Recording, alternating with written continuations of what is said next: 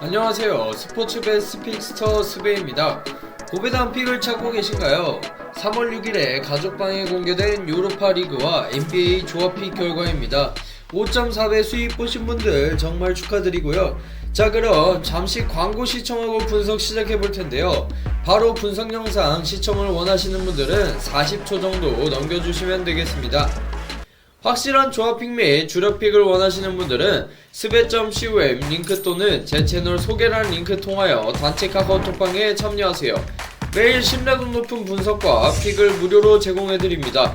현재 단체 카카오톡방 입장 시 기프티콘 등 다양한 경품 증정 중이니 많은 참여 부탁드립니다.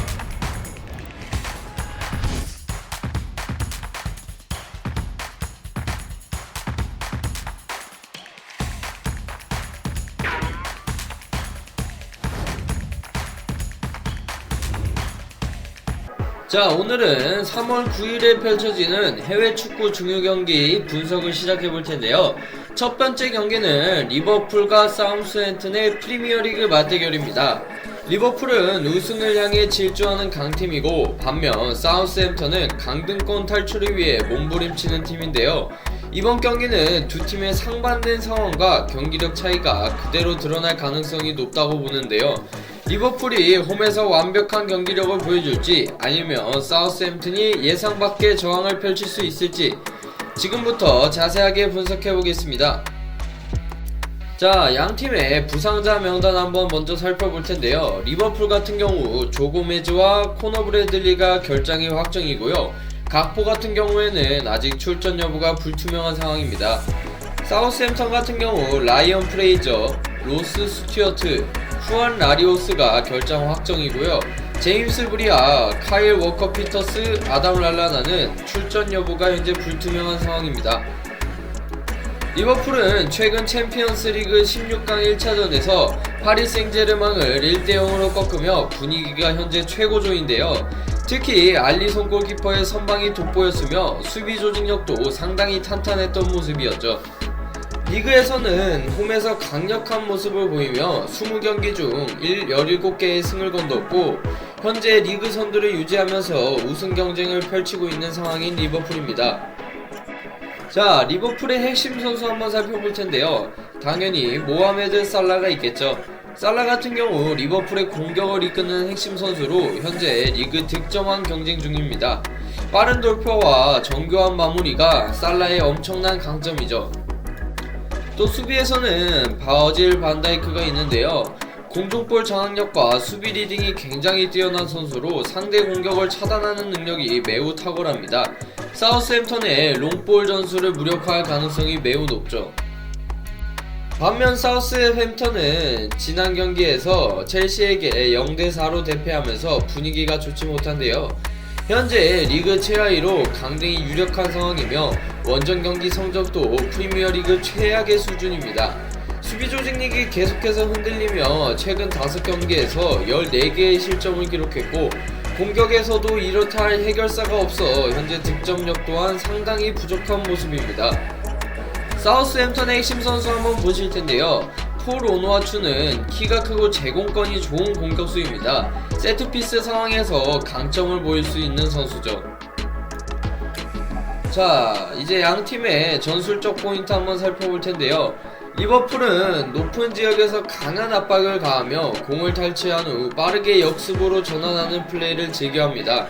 특히 알렉산더 아놀드가 중앙으로 들어오면서 빌드업에 가담하는 역할을 할 가능성이 높고, 살라와 누네스가 최전방에서 공간을 파고들며 빠른 침투 패스를 받는 형태로 전개될 것입니다. 또한 치미카스와 알렉산더 아놀드가 적극적으로 오버래핑을 시도하며 측면에서의 크로스 또는 하프 스페이스에서 컷백 패스를 활용한 공격이 예상되는데요.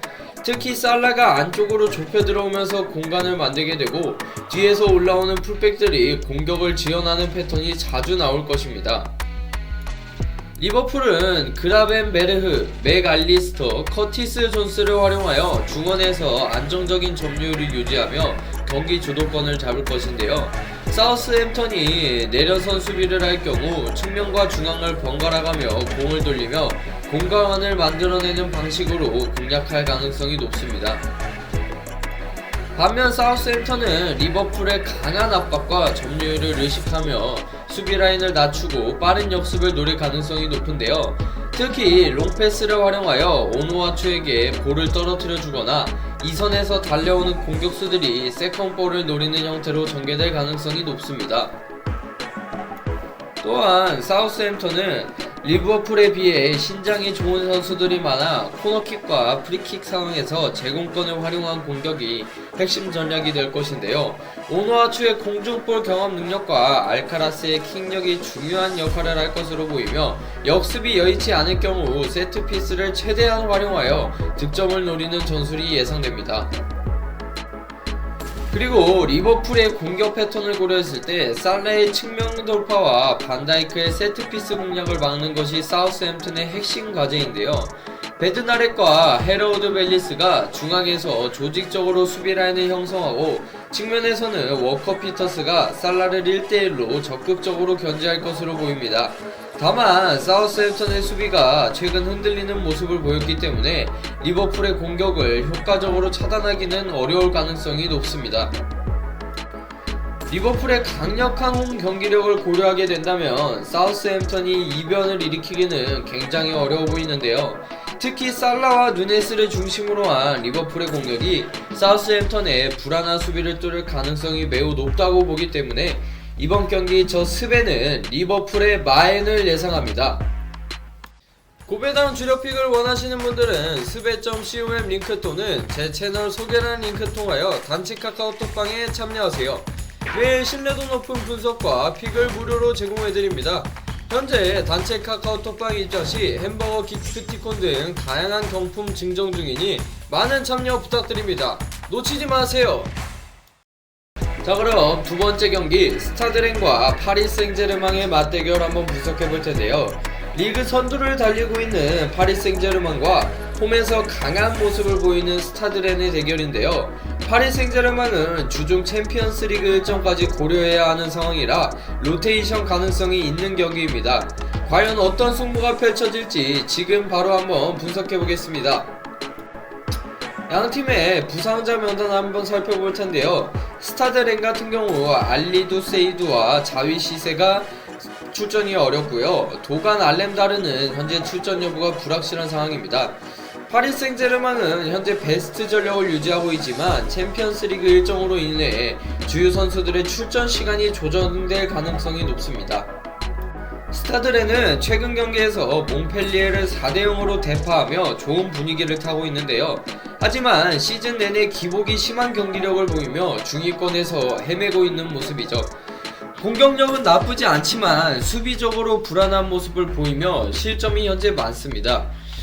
홈에서 파리 생제르맹을 상대로 강한 모습을 보여준 적은 없는데요.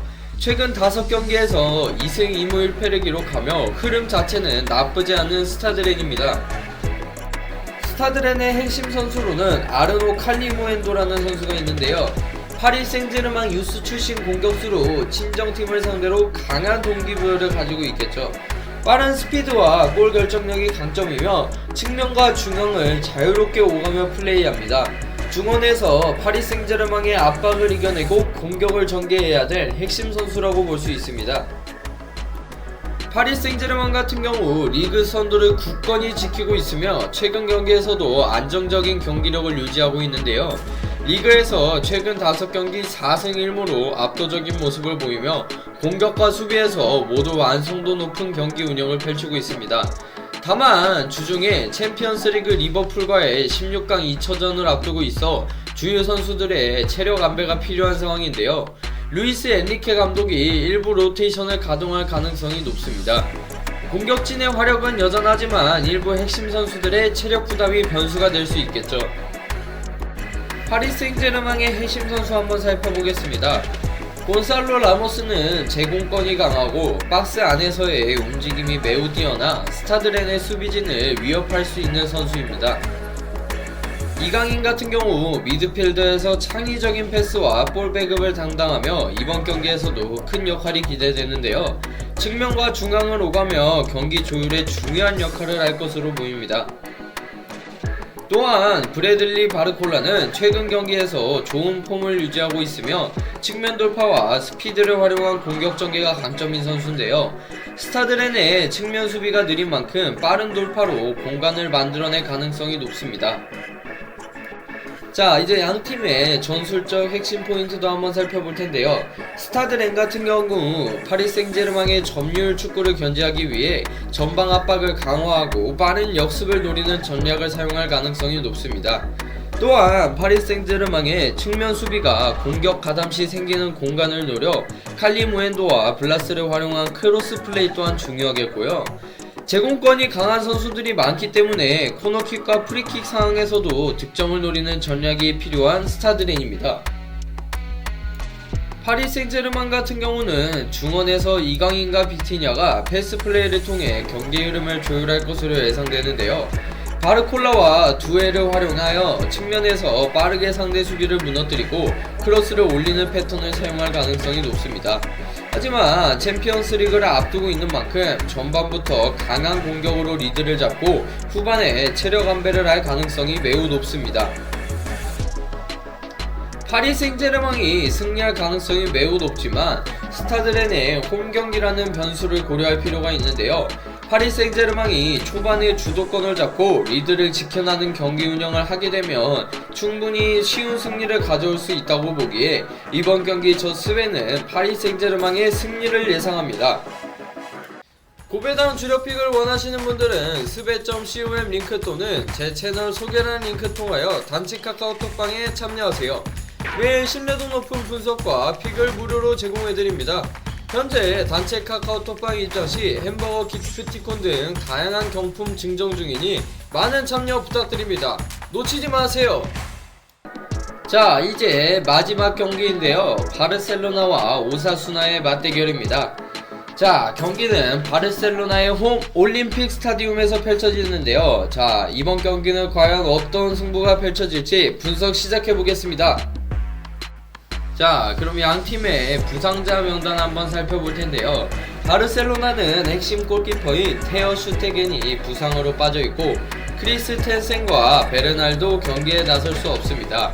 발데는 출전이 현재 불확실한 상황이라 수비진에 변화를 줄 가능성이 있는 바르셀로나입니다. 반면 오사수나는 핵심 미드필더인 아이마르 오로스가 결장하는데요. 하지만 다른 주요 선수들은 출전이 가능해 최상의 라인업을 가동할 것으로 보입니다. 한지 플릭 감독이 이끄는 바르셀로나는 현재 리그에서 가장 뜨거운 팀인데요. 최근 6연승을 달리며 우승 경쟁을 이어가고 있고 2025년 들어 공식 경기에서 무려 단 한 번도 패배한 적이 없습니다. 특히 공격력에서 좋은 모습을 보이며 최근 5경기에서 무려 13골을 기록했습니다. 자, 바르셀로나의 핵심 선수 한번 살펴볼 텐데요. 라민 야말 같은 경우 올 시즌 바르셀로나 공격의 핵심이라고 할 수 있겠죠. 드리블 능력과 1대1 돌파 능력이 뛰어난 선수입니다. 또한 다니 올모는 공격형 미드필더로 창의적인 패스가 강점인데요. 공간 침투 능력이 뛰어나며 이선에서의 득점력이 있는 선수입니다. 반면 오사수나는 2월 이후 공식 경기에서 승리가 단 한 차례밖에 없는데요. 하지만 바르셀로나를 상대로 올 시즌 4대2 승리를 거둔 경험이 있기 때문에 이번 경기에서도 이변을 노릴 가능성이 있습니다. 현재 리그 6위 경쟁을 하고 있기 때문에 오사수나도 동기부여는 충분한 상황입니다.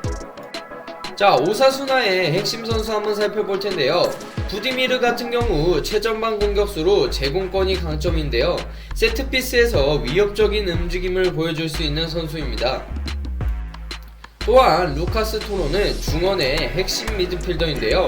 공수 조율 능력이 굉장히 뛰어난 선수이며 압박 플레이가 강점입니다. 자, 양팀의 전술적 핵심 포인트 한번 살펴볼 텐데요. 바르셀로나는 전방 압박을 통하여 빠르게 공을 탈취하고 점유율을 높이는 경기 운영을 할 것입니다. 골키퍼에서부터 짧은 패스를 활용하여 빌드업을 시도하며 후방에서부터 차근차근 공격을 전개할 가능성이 높은데요. 라민 야말이 오른쪽에서 1대1 돌파를 시도하며 공격을 주도할 것이고 그의 드리블과 커딩 플레이가 결정적인 변수가 될 것입니다. 좌측에서는 페란 토레스가 오프 더 볼 움직임을 활용하여 공간을 만들고 마르틴이 오버래핑을 통하여 크로스를 공급할 가능성이 높습니다. 다니 올모는 공격형 미드필더 역할을 수행하며 패스 전개와 이선 침투를 통한 득점 기회를 창출할 것인데요. 카사도와 페르미 로페스가 중원에서 수비적 균형을 유지하며 상대 역습을 차단하는 역할을 수행할 것입니다. 좌우 풀백들이 적극적으로 오버래핑하는 만큼 중원에서 후방 커버링이 중요한 요소가 될 것으로 보이고요. 바르셀로나는 그리고 볼을 빼앗겼을 때 즉시 압박을 가해 상대의 역습을 차단할 것인데요. 하프 스페이스에서 라민 야말과 다니 올모가 연계하며 상대 수비를 무너뜨릴 가능성이 높습니다. 반면 오사수나 같은 경우 수비 라인을 내리고 철저한 조직력을 유지할 텐데요. 오사수나는 3백을 활용하여 수비적으로 대응하며 바르셀로나의 패스 플레이를 방해하는 데 집중할 것입니다. 바르셀로나의 측면 공격을 막기 위해 윙백이 깊이 내려와 5백 형태를 만들 가능성도 있고요. 바르셀로나가 높은 수비 라인을 유지하는 만큼 부디미르를 활용하여 롱볼 역습이 중요한 공격 패턴이 될 것입니다. 오사수나는 중원에서 루카스 토로와 몽카율라가 강한 압박을 가하며 볼을 따내자마자 빠르게 전방으로 연결하는 전략을 사용해야 되는데요. 부디미르와 카테나 등 제공권이 강한 선수들을 활용하여 코너킥과 프리킥에서 득점을 노릴 가능성이 높습니다. 바르셀로나가 세트피스에서 약점을 보인 경우가 있는 만큼 이를 적극적으로 공략해야 하는 오사수나입니다. 바르셀로나는 최근 상승세를 이어가며 경기 주도권을 장악할 가능성이 높은데요. 오사수나는 수비를 두텁게 만들면서 역습을 노리겠지만 바르셀로나의 활약을 감당하기는 어려울 것으로 보이기에 이번 경기 저 스베는 바르셀로나의 마엔을 예상합니다. 고배당 주력픽을 원하시는 분들은 스베.com 링크 또는 제 채널 소개란 링크 통하여 단체 카카오톡방에 참여하세요. 매일 신뢰도 높은 분석과 픽을 무료로 제공해드립니다.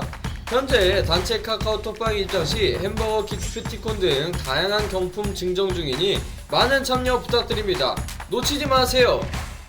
자, 여러분들, 이렇게 3월 9일에 펼쳐지는 해외 축구 중요 경기 분석해보았는데요. 여러분의 예상은 어떠신가요? 댓글로 여러분의 승부 예측을 남겨주세요. 이번 영상이 유익하셨다면 구독과 좋아요, 알림 설정 부탁드립니다. 지금까지 스포츠 베스트 픽스터 스베였습니다. 감사합니다.